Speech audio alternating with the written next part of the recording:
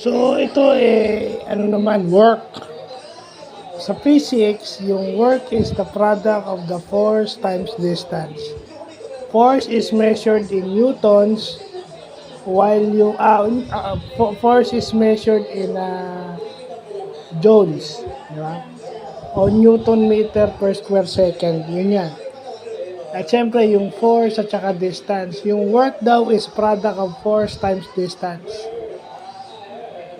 So, syempre may angle yan. Yung angle yan is yung perpendicular force.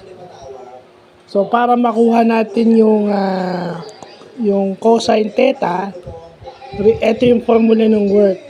So, ni-arrange mo yung formula para maging cosine theta is equal to work over F times D. Ito yung kinuha natin sa internet. Lumabas 60 degrees. Ito yung sarili natin example, yung 53.13 degrees. So, ito yung mga actual, ito yung application ng trigonometry in the science of physics. No?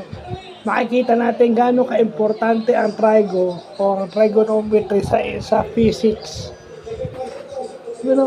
Kung alam nyo yung physics, it explains some natural phenomenon na nangyayari sa mundo. So, it offers a scientific explanation kung ano yung mga nangyayari sa paligid natin. So, nakita nyo kung gaano ka-importante ang trigo at gaano ka-importante ang math sa buhay ng tao. Diba? So, kung gusto natin maging holistic yung approach ng ating trigonometry, ito yun. So, yun lang po.